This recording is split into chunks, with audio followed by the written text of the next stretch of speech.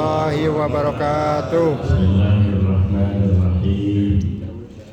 Alhamdulillahilladzi amarna bil ittihadi wal i'tisam bihablillahil matin.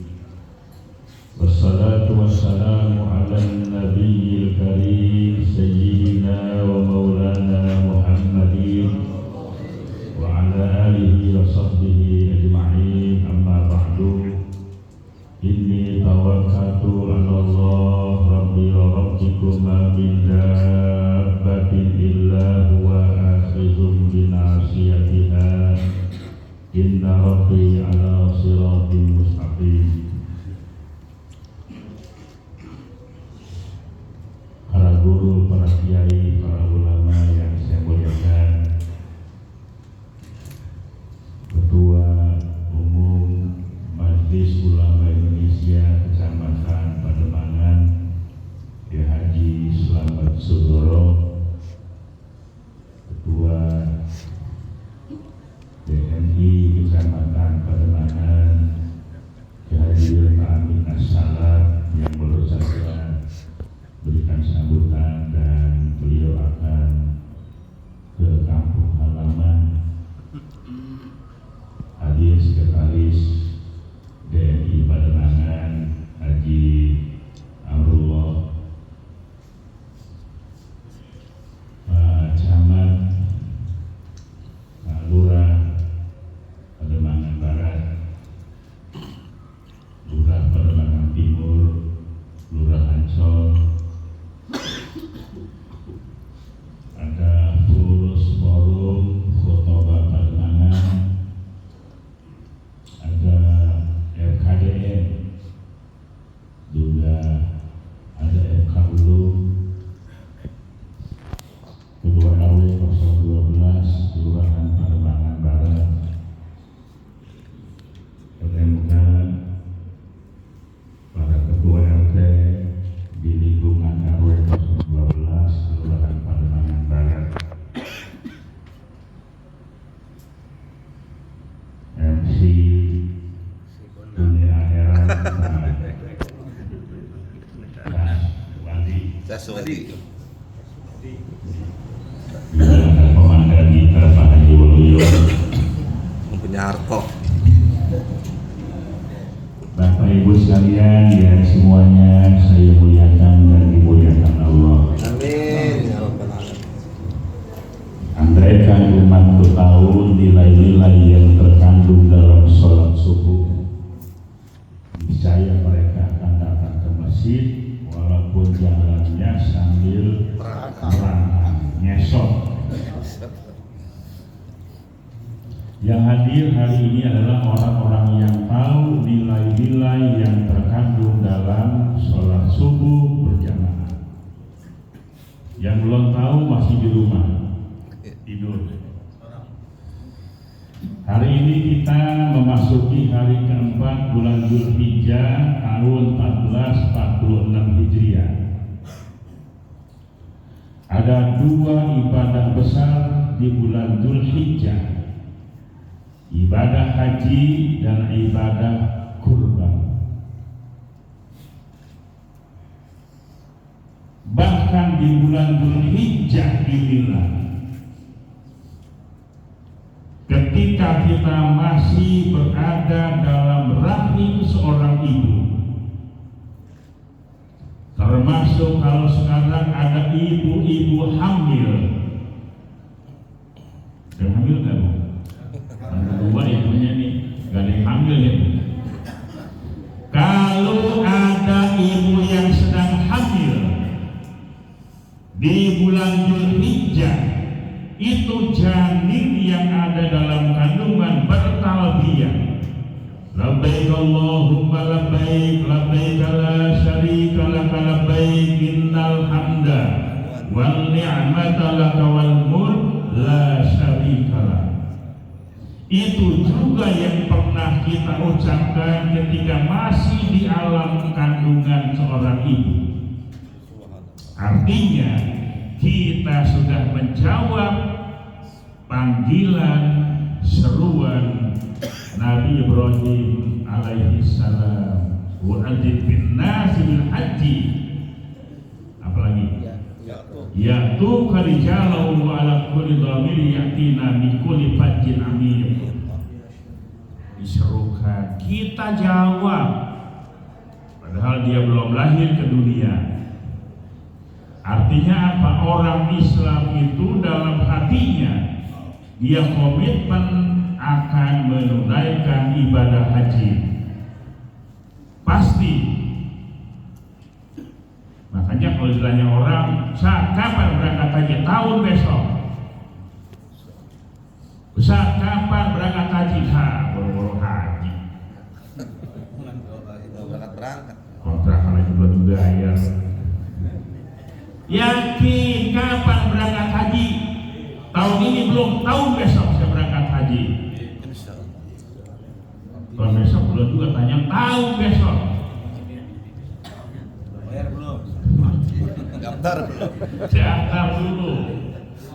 Saya berangkat haji 3 kali, 2010, 18, 24, kagak pakai daftar. Berangkat haji nggak pakai daftar, kagak pakai nunggu. Rezeki anak soleh. Rezeki anak soleh. Ya keberuntungan. Jadi kalau daftar itu urusan administrasi bayar. Bagi yang tidak punya duit, ternyata banyak yang tiba-tiba dicomot berangkat ke Mekah, berangkat haji. Nenek-nenek diserempet pulang haji, serempet mobil mewah, jatuh balik. Yang punya mobil kaget turun. Kenapa nih? Nenek pegal-pegal diurut, merasa bersalah. Nenek mau berangkat haji nggak mau. Langsung dibayarin Furoda, berangkat tahun itu juga 300 juta berangkat. Gara-gara kalau pulang gaji berserempet ini mobil. Teman saya besok habis ngaji diserempetin mobil. Bonus. Dikasih 50.000 sebeli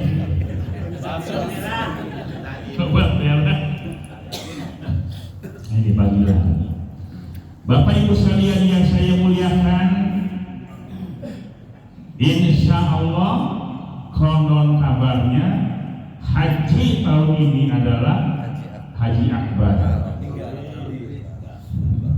Tapi kadang-kadang pemerintah Arab Saudi ketika haji akbar mundurin tuh. Kenapa? Kalau haji akbar semua karyawan itu dapat bonus. Wah, dia ngeluarin duitnya triliunan begitu. Dah, mau akbar muka gala kita di sini. Al-Hajju Arafah, tanggal 8 Dzulhijjah, berbondong-bondong jamaah haji menuju padang Arafah. Tanggal 9 Dzulhijjah wukuf di Arafah. Makanya sekarang ini beda. Tahun kemarin masih agak longgar. Tahun ini sudah lebih ketat. Itu tahun kemarin itu dari hotel menuju bis diperlihatkan kartu nusuknya, ada barcode-nya, nama Ahmad, masuk bis. Nama ibu nenek, masuk bis. Sudah penuh bisnya, disegel. Bis berangkat menuju Arafah. Dulu nggak disegel, supir bisa ngangkut penumpang di tengah jalan. Sekarang dari hotel langsung ke Arafah. Ya, yang punya teman hotelnya dekat, Ustaz, atau mampir kemari dong. Anak takut Ustaz, nggak berani. Kenapa? Malam-malam lampu dimatiin, sudah masuk kamar semua, nggak berani keluar, kasihan. Insya Allah untuk ibadah tetapi kagak tenang, ngumpet-ngumpetan.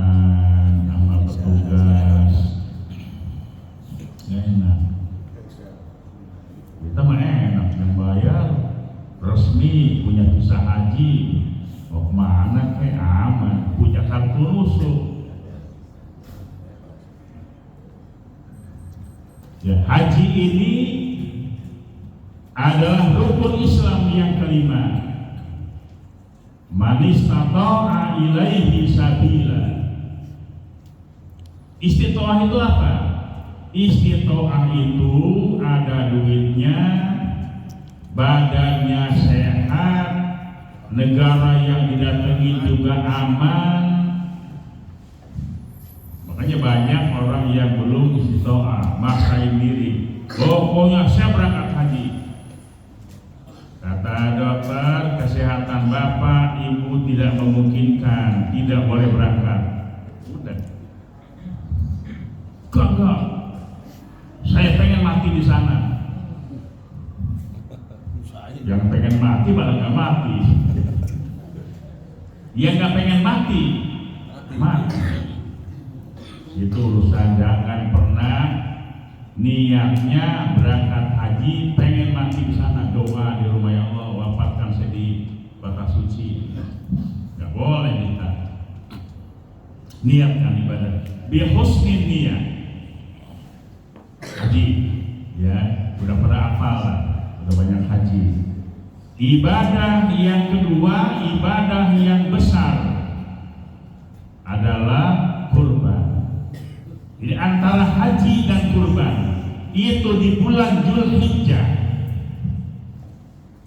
Saya mau cerita ini, korban yang pertama dilakukan adalah oleh dua orang manusia, anak-anak Nabi Adam alaihissalam. Adam di surga itu laki-laki sendirian. Ternyata biarpun di surga, laki-laki kalau tidak didampingi perempuan ternyata kagak betah juga. Di surga laki sendirian gak betah. Di sini nggak betah. Kasih roji, dikasih rumah mewah, kolam renang, pohonan asli, tapi sendirian gak punya bini. Kabur tangan, kabur. Nabi Adam di surga sendirian, Allah berikan pasangan Ibu Hawa. Lagi enak-enaknya di surga berdua, tiba-tiba tergoda rayuan iblis. Hanya satu dosa diusir dari surga ke dunia. Kita yang dosanya banyak di dunia pengen ke surga. Nah, Ibu Hawa ini adalah ibu kita semua. Nabi Adam itu adalah bapak kita semua. Karena apa? Manusia sebagai Khalifatullah fil ardh, maka harus memiliki keturunan.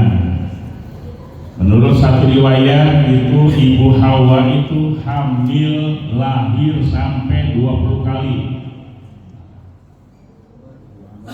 Bapak kalau punya bini lahir sampai 20 kali enak kali ya. 20 kali melahirkan, setiap kali melahirkan pun kembar. Lahir kembar, lahir kembar, lahir kembar, sampai 40 anak. Yang pertama lahir dikasih nama Qabil, kembarannya perempuan namanya Iklimah. Lahir lagi pasangan kedua diberi nama Habil, pasangan perempuannya diberi nama Labudda. Ini yang menjadi persoalan awal. Dalam syariat, biarpun satu ibu satu bapak, boleh nggak nikah? Boleh dulu, karena memang semuanya anak Nabi Adam dan Hawa. Kalau sekarang ini perkembangan manusia sudah begitu banyak, boleh nggak nikah? Satu ibu satu bapak, nikah nggak boleh. Tapi ternyata ada orang tua yang memperkosa anaknya, ada kakak kandung yang perkosa adiknya, IPA. Nabi Adam saja Qabil dengan Iklimah. Iklimah ini cantik. Lahir lagi Habil, pasangannya Labudda yang kurang cantik. Maka diperintahkan nikahnya harus silang. Qabil, kamu harus menikah dengan Labudda yang lahir barengan dengan Habil, dan Habil menikah dengan Iklimah yang lahir barengan dengan Qabil. Qabil menentang, ini ayah nggak adil. Anna ahakun biha, aku lebih berhak dengannya si Iklimah karena dia lahir barengan saya. Habil tuh kasihlah Bunda yang kurang cantik. Kalau Habil terima saja, kata ayahnya, ini adalah perintah Allah, bukan kemauan ayah. Tapi Qabil bilang apa? Ini bukan perintah Allah, ini kemauan bapak yang egois. Masa gua dikasih yang jelek? Habil yang cakep, kagak mau. Tapi Nabi Adam adil. Sekarang Allah perintahkan kamu harus berkurban. Diperintahkan kurban. Qabil pekerjaannya petani, Habil peternak. Ayo, kata Nabi Adam, persembahkan kurbanmu, nanti Allah yang akan menilai. Ini Qabil karena dia petani, diambilkan hasil pertaniannya yang jelek-jelek. Ngapain juga kasih persembahan yang bagus-bagus? Kalau jeruknya rada busuk, pisang udah kempos. Pokoknya Qabil itu cari hasil pertaniannya yang jelek. Sementara Habil peternak, dia pilihkan domba yang terbaik, diserahkan kepada ayahnya. Ini hasil ternaknya Habil, domba yang terbaik.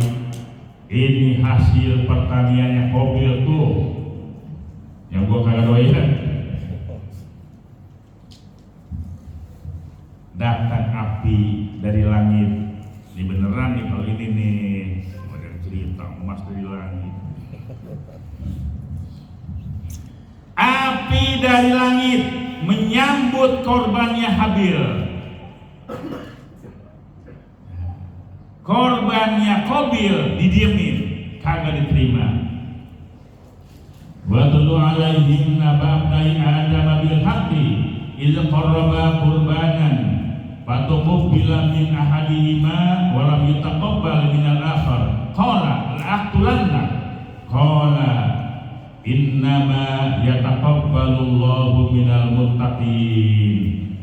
Wa tulu alaihim naba'ai Adam bil haqqi. Bacakan hai Muhammad tentang dua putra Nabi Adam dengan sebenar-benarnya. Tatkala diperintahkan berkurban dengan pengorbanan, patugub bila min ahadihima, korban yang salah satu dari keduanya diterima, walam yataqabbal minal akhar, dan korban yang lain ditolak. Korban Habil Allah terima, korban Qabil tidak diterima. Kenapa? Wah, di Qabil ngancam nih. Masa korban gua gak diterima? Gagal gua kawin sama Iklimah nih. Wala la'aqtulanna. Wah, Qabil ngomong, saya bunuh kamu. Adiknya diancam. Tapi Habil yang diancam oleh abangnya ngomongnya apa? Innama yataqabbalullahu minal muttaqin. Hanya Allah hanya akan menerima kurban dari golongan orang-orang yang bertakwa. Ini pelajaran buat kita. Pertama, terjadi pembunuhan anak manusia gara-gara apa? Gara-gara perempuan. Kadang perempuan bikin kita nggak bunuh orang. Kadang perempuan bikin laki-laki ngamuk. Gara-gara apa tuh? Perempuan. Berhati hati-hati terhadap perempuan. Kalau kita tidak menyadari, banyak terjadi pembunuhan di mana-mana gara-gara perempuan. Tuh di kafe, di netclub, kita lihat ada laki-laki dibunuh. Berebutan apa? Cewek ternyata. Demenannya di bangku orang. Yang kedua, korban yang diterima adalah korban yang digolongkan dari hati yang takwa. Korban Habil diterima Allah karena kata Habil apa?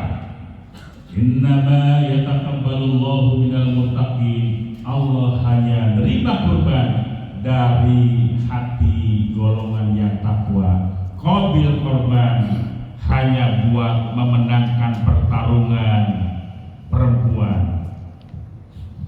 Nah, Bapak Ibu sekalian yang saya muliakan, kisah ini mengajarkan banyak pelajaran buat kita, bahwa sesungguhnya kalau perempuan itu disayangi dengan baik dan benar, gak bakal terjadi pembunuhan, karena dia semata-mata ikhlas karena Allah. Gak perlu cantik, yang penting baik. Bapak Ibu sekalian yang saya muliakan, dibunuh Habil oleh abang kandungnya sendiri. Begitu digotong-gotong, kemana ini buang-buang adik saya, melihat burung gagak berantem, yang satu dipatok sampai mati, gagak yang hidup itu mencoker-coker tanah, dikuburkan temannya yang mati. Burung aja paham, punya etika, ya berantem mati temennya dikubur tuh. Kita manusia bunuh 3 lari. Nah, Habil lihat nih, oh begini caranya menguburkan yang udah mati. Qabil pun akhirnya menggali tanah, menguburkan adiknya. Pembunuhan pertama anak manusia. Nabi Ibrahim alaihissalam dengan istrinya Sarah bangun tiap hari, nungguin Baitul Maqdis. Ya Allah, udah tua nih, 20 tahun kawin gak punya anak, cuman gak ngomong, diam, merenung. Istri yang paham menanya pada suaminya, kakanda, abang, ya yang baik, kenapa ngelamun? Apa gerangan yang dipikirkan? Kata Nabi Ibrahim, iya kita ini gimana ya kalau kita udah pada mati? Nanti siapa yang jaga Baitul Maqdis? Siapa yang melanjutkan? Oh gitu. Sarah kebetulan dapat hadiah budak, namanya Hajar. Abang sekarang demi mendapatkan keturunan, silakan abang nikah dengan Hajar. Istri yang luar biasa menawarkan suaminya untuk kawin lagi. Ada yang gini? Kalau yang bergerak ditawarin. Kalau bini yang nawarin, yakin mau saya ini. Kita kan nggak kawin karena takut. Ada yang takut sama bini, ada yang karena sayang sama bini, ada karena nggak mampu, macam-macam. Tapi ketika istri kita menawarkan, abang, kita punya tetangga janda cantik, mau banget, selamat. Kita lari, kagak udah kita gincer, kita lari sama istrinya. Tapi lagi-lagi pelajaran yang berharga. Sarah itu menawarkan suaminya kawin lagi kepada perempuan yang jelek. Hajar ini budak hitam, nggak cantik. Kalau istri pertamanya cantik, dia betul juga kawin bang, tapi yang jelek. Nah, kita coba mau nggak kalau suami, Pak? Tetangga kita Pak Yati mendamping jatuh. Kesian. Umurnya 65. Ya udah, terima. Saya lagi nggak mau. Itu dicari oleh istri, bukan maunya sendiri. Nabi Ibrahim menikah dengan Hajar itu bukan lantaran nafsu, tapi atas anjuran istri yang soleha. Dia menikah dengan Hajar supaya mendapatkan keturunan. Dasarnya karena nggak punya anak. Jadi orang boleh poligami resmi tercatat di KUA asal poligaminya itu izin dari pengadilan agama, dapat rekomendasi. Nanti ditanya, kenapa bapak pengen kawin lagi? Satu, sebab nggak punya anak, contreng lulus. Dua. Yang kedua, istri sehat, sakit, lulus. Dua lulus. Ketiga, gaji bapak berapa? Ya, sebulan 4 juta. 4 juta, anak udah 2. Ya. Wah, bapak nanti yang ketiga gak lulus. Gak lulus, Pak. Ya, biarpun bini sakit, kagak punya anak, tapi poin yang ketiga ini, bapak gaji berapa? 4 juta. 4 juta. Realistik 1 juta. Air telepon udah, bapak gak lulus. Coret. Kecuali bapak gaji berapa? 1 bulan 50 juta. Oh boleh. Jadi gak segampang itu, ada kriterianya. Bapak mau kawin lagi, ini sehat, gak lulus. Ya, anak berantem. Yang bapak mau kawin siapa? Janda gak punya anak. Apa ini ngawur? Remi itu mendatangnya psikolog.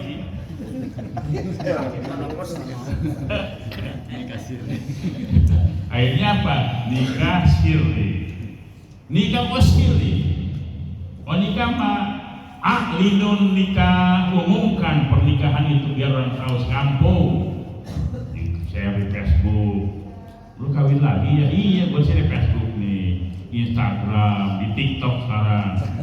Teman ngucapin selamat ya, punya bini 2. Gitu. Ada itu kagak ada, sebagai sir, rahasia, diam-diam. Kurang bagus ya. Saya nggak mau diam-diam. Maunya terang-terangan, bini yang ngelamarin, mau dari kita. Laki mau semuanya juga nih, pada pura-pura aja. Muka-muka mau. Kan takut sama bini, ya. Ada yang takut, ada yang kesian sama bini, ada yang nggak mampu. Dan nikahlah Ibrahim dengan Hajar atas permintaan istri lantaran gak punya anak. Menikah dengan Hajar ternyata Allah karuniai anak, seorang anak laki-laki, diberi nama Ismail. Ya Allah, istri yang menambahkan anak. Ibrahim bahagia punya istri, dikaruniai anak. Tiba-tiba diperintahkan Allah, asingkan istri dan anakmu. Dari Mesir dibawa ke satu tempat yang gersang, tandus, tidak ada apa-apa, hanya diberikan perbekalan secukupnya. Ditinggal tuh di bawah pohon. Kata istrinya, kakanda, abang, apakah ini perintah Allah? Tega nian abang meninggalkan aku dan anakmu yang masih orok ini di tempat yang tidak ada orang sama sekali. Cuma dia berdua, Hajar dan Ismail. Ditanya ini perintah Allah kan? Kata Nabi Ibrahim, istriku, ini adalah perintah Allah. hatinya Hajar begitu semangat. Kakanda, suamiku, kalau ini memang perintah Allah, saya rela, saya ikhlas. Dibuang ke hutan, kalau perintah Allah ikhlas. Sekarang nggak ada. Coba sekarang, itulah kayak model apa itu? Ini sama orang dibuang ke tengah-tengah hutan yang nggak ada orang. Ini perintah Allah. Malam dapat wahyu saya berwaksin, goblok. Dapat wangsit, dapat pangsit sekarang. Ditinggal. Nabi Ibrahim begitu meninggalkan Hajar dan Ismail, balik badan, gak nengok-nengok lagi. Seperti orang yang tawaf wada di Baitullah, udah tawaf wada pamit, balik badan, gak nengok lagi, menandakan ikhlas semua karena Allah. Gak pakai dada, nengok. Ditinggalkan berdua di tempat yang gersang, Ibrahim balik. Makanya ketika perbekalannya sudah habis, Ismail seorang bayi menangis terus. Kenapa? Kelaparan dan kehausan. Yang sekarang ini ada di antara Safa dan Marwah. Disitulah Nabi Ibrahim meninggalkan Hajar dan Ismail. Maka Hajar ini berjuang demi anak yang pengen minum, kehausan. Dari Safa ke Marwah pakai pengetahuan. Oh, jangan-jangan nanti di sana ada air nih. Pengetahuan. Ternyata dari Safa sampai Marwah tidak ada air sama sekali. Balik lagi Marwah, Safa juga tidak ada air. Balik lagi Safa, Marwah belum menemukan air. Menurut logika, memang antara Safa dan Marwah tidak ada air. Itu pakai ilmu pengetahuan. Udah kelihatan kok. Ibarat kita nih kehilangan dompet nih, sono mas sono. Berasa gua di sini nih hilangnya nih. Bolak balik 3 kali, udah kagak ada dah, udah kelihatan kok dompet gua nggak ada. Di belakang. Air nggak bakal ketemu secara logika dan pengetahuan. Baru kemudian yang keempat pakai keyakinan. Tuh, ya. Jadi yang menang adalah keyakinan. Kasat mata, pengetahuan tidak menemukan air. Akhirnya menggunakan keyakinan. Keyakinan apa? Allah tidak akan membiarkan hambanya mati kelaparan dan kehausan. Yakin Allah pasti menolong kita. Balik lagi Safa Marwah. Tiba-tiba Siti Hajar tidak lagi mendengar tangisan bayi. Loh, kok anakku nggak nangis lagi nih? Tadi kan nangis tuh, makanya ibunya ini hayu terus berjuang demi anak. Tuh emak itu berjuang demi anak. Hajar adalah perjuangan seorang perempuan, perjuangan seorang ibu demi anaknya. Makanya sekarang nih kalau udah emak anaknya galak, nakal, emak kita bilang apa dulu. Kalau begini loh dari kecil gua pencet dulu. Kesel ke rumah. Gua nyusuin 2 tahun, gua rawat lu, udah gede ngelawan, kata bakal begini loh. Dari kecil gua pencet. Ternyata tidak lagi mendengar tangisan bayi. Loh, kok gak ada tangisan bayi? Begitu Hajar jalan, ternyata Ismail sedang minum. Dengan hentakan kakinya Ismail keluarlah air Zam-Zam. Itu dari hentakan kaki seorang bayi laki-laki yang bernama Ismail keluar air. Sekarang jamaah haji jutaan jumlahnya, air itu nggak pernah habis.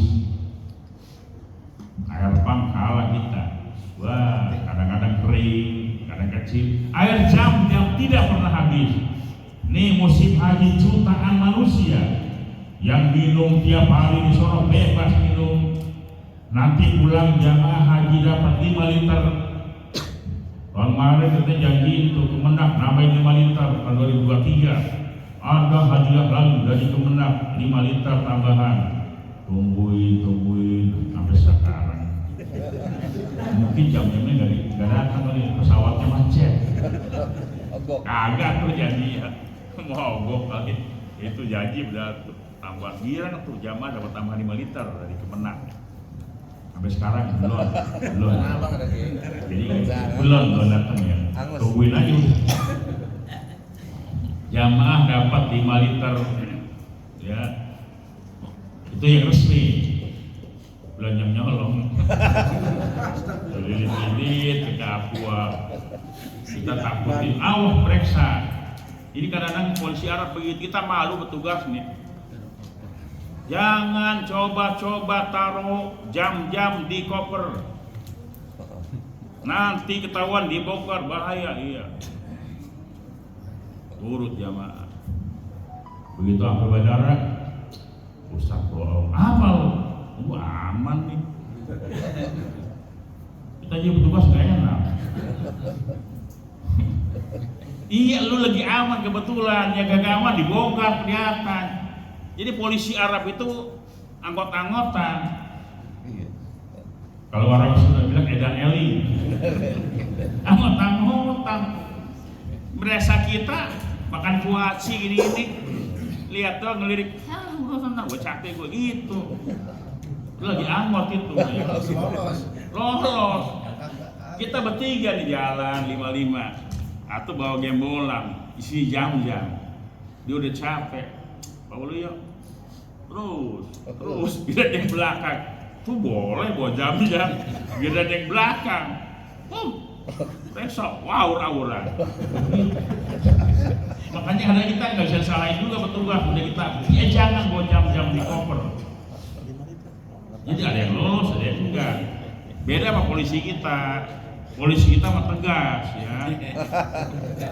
Polisi Arab nggak bisa, udah terserah lu udah. Ya gue udah capek, diem aja udah. Cuman bedanya polisi Arab itu memang ya kerjanya enak dia. Hidupnya jamin. Dijamin. Nah, jadi air zam-zam ini keluar dari kaki Nabi Ismail alaihissalam. Anak tercinta lagi sedang lucu-lucunya, udah kumpul keluarga besar, Ibrahim, Hajar, Ismail, lagi lucu-lucunya tuh bocah. Falamma balagha ma'ahu sa'ya qala ya bunayya inni ara fil manami anni albahuka fanzur madza tara. Tatkala usia Ismail sedang mumayyiz menjelang akil balik, lagi lucu-lucunya, disuruh dipotong. Qala ya bunayya inni ara fil manami anni albahuka. Nanda, ayah semalam ngimpinya ayah ini beda sama ngimpinya kita. Ngimpinya Rasul ya itu mimpi adalah perintah anni albahuka. Ayah ini mau menyembelih kamu sebagai korban. Fanzur madza tara, pikirin dah tuh. Bagaimana pendapat Ananda? Anak yang mau dipotong masih disuruh diberi kesempatan. Fanzur madza tara. Ayo, bagaimana pendapatmu? Anak yang mau dipotong spontan jawab, qala ya abati fa'al ma tu'maru satajiduni insyaallahu minas sabirin. Wahai ayah, if'al ma tu'maru, laksanakan apa yang diperintahkan Allah. Bisa ya ayah kami lihat saya tergolong orang-orang yang sabar. Anak mau dipotong, rela anaknya, malah laksanakan apa yang Allah perintahkan. Nah terakhir, lewat jamnya juga lewat banyak. Dan terakhir, nanti 10 Zulhijjah itu kita motong sapi. Lagi potong ya. Oh. 9. Potong sapi, potong kambing. Sebagai sebagai kurban.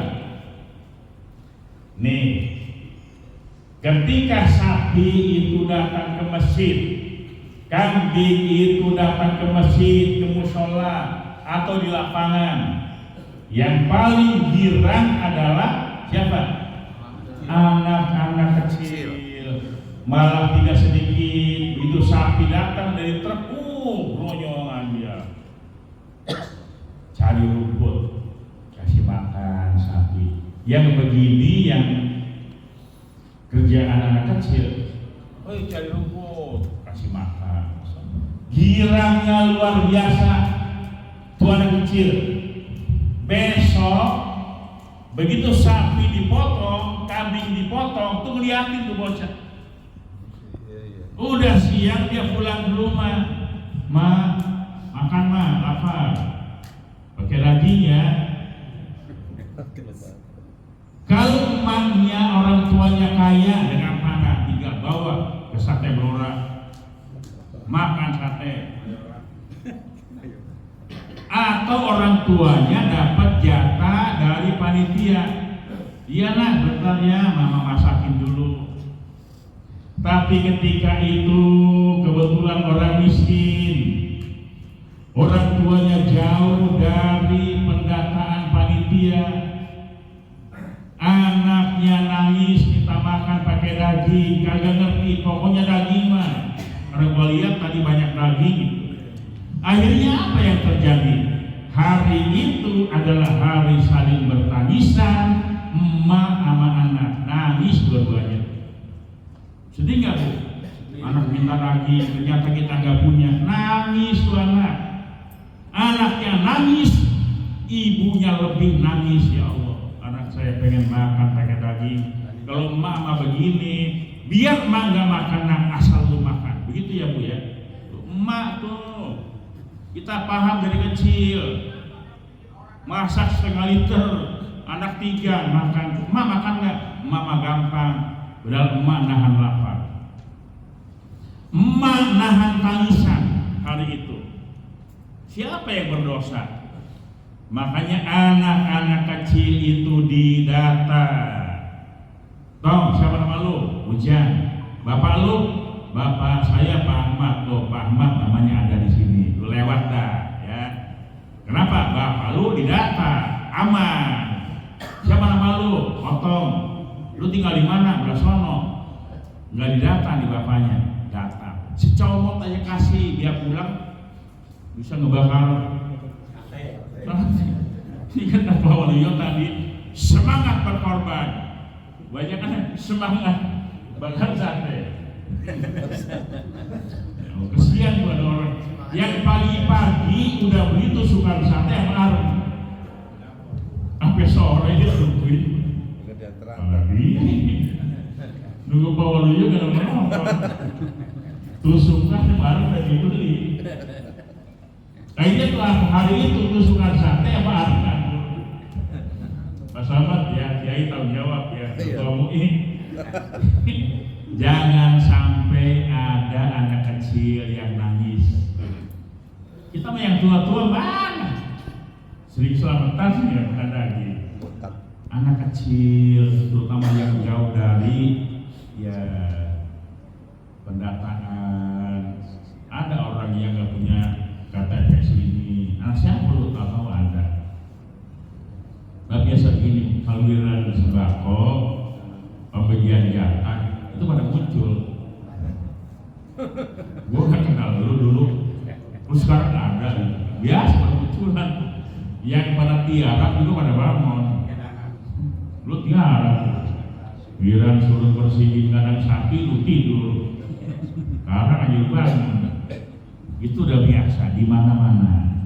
Ya jadi ingatan saya cuma pesan anak kecil dahulukan didata karena dia melihat. Kenapa? Tanggal 10 Zulhijjah kalau kebetulan jatuh hari Jumat biasanya dipotong Sabtu. Kalau ya gak sempat 11, 12, 13 masih ada kesempatan. Dan jangan rebutan. Ini Istri korban 1 kambing, suami istri anak 5 rebutan. Atas nama siapa dia? Mak aja dah, bapak aja udah, siapa aja, satu keluarga kok. Mau nama bapaknya gak masalah. Ada bini sama anak 5. Man qaraba qurbanan fabi awwal qutbin qatab min damiha ghafarallahu dzunubahu wa dzunuba iyali. Jadi kalau barang siapa korban dengan 1 korban tuh ketika hewan korbannya disembelih, tetesan darah yang pertama yang jatuh ke bumi, Allah mengampunkan dosa orang yang korban, wa dzunuba iyalihi, dan dosa keluarga orang yang korban. Yang korban namanya Ahmad, istrinya Maimunah, anaknya Mimin, Otong dan sebagainya. Itu bapaknya diampunkan dosanya, ibu Mimin, ya, ibu Nunung, ibu ini semua diampunkan Allah. Jadi nggak ada masalah. Nggak usah rebutan. Atas nama siapa aja, menjadi uang dulu bapaknya. Udah bayar 4 juta, ya, kambing di patungan di masjid. Semua mendapat pahala, mendapat ampunan dari Allah Subhanahu wa taala. Kenapa? 10 Zulhijjah haram puasa. Ditambah 11, 12, 13 yang disebut hari tasrik. Hari tasrik itu adalah ayyamul akli wasyurbi, hari-hari untuk makan dan minum. Bu, tanggal 11 kita makan ya? Makan. Kenapa? 11 dari mulai 10 Zulhijjah sampai 13 Zulhijjah itu hari-hari untuk makan dan minum. Makan bang, jangan tinggal makan. Jangan puasa, makan. Ya. Makan di mana? Di Saraji. Tasbih itu dong. Tasbih. Starbucks. Sampai Kemayoran. Ngajak makan keluar karena ini musim potong kambing, potong sapi. Ngajak makan teman keluar, makan sate udah 4. Makan yang lain ya. Dia ajaknya ngopi Starbucks, bener tuh ya. Kenapa? Soal di rumah mual. Nah, hari-hari untuk makan dan minum. Tidak ada orang yang nangis. Ya, bapak ibu jangan nangis karena anaknya nangis. Makanya jadikan hari itu adalah hari kasih sayang kepada golongan fakir miskin, janda-janda tua, janda-janda muda, berikan mereka. Kadang-kadang kita salah berpikir, janda tua diperhatikan, janda muda diabaikan. Keliru itu. Boleh nikahin. Saya coret di masjid saya. Setiap Muharram ada santunan buat yatim dan janda. Ada janda umurnya 70 tahun. Saya bilang, ibu ini yang umurnya 70 tahun coret. Kenapa? Saya kenal banget. Ini janda umur 35, tolong dikasih. Kamu terbalik? Iya terbalik. Coba lihat ini. Ini ibu yang umur 70 tahun ikut anaknya. Anaknya punya kos-kosan 16 pintu. Masa dikasih? Malu kan anaknya. Anaknya bandar rumah, kontrakan. Sementara ini yang janda umur 30 tahun, suaminya mati, kena COVID, anak 3, rumah kontrak, pilih mau dikasih yang tua apa yang muda? Kawinin. Jadi ngomong, janda tua diurus oleh negara, yang tua kasih Pak Presiden Prabowo, Pak Presiden perintahkan menterinya, menteri sosial kan gitu. Janda muda urus di KUA, kasih Pak Itik ya. Ada Pak Itik. Yang tua bawa ke Kementerian Sosial, mintain sembako, gitu kan. Yang muda belakang KUA. Itu kan jelas. Kita kadang-kadang berpikirnya yang tua, yang muda. Bini kita kalau kita nyamperin janda tua, gak ada masalah. Boleh. Bapak malam-malam ke rumah janda yang umurnya 70 tahun, marah nggak? Nggak, marah. Enggak.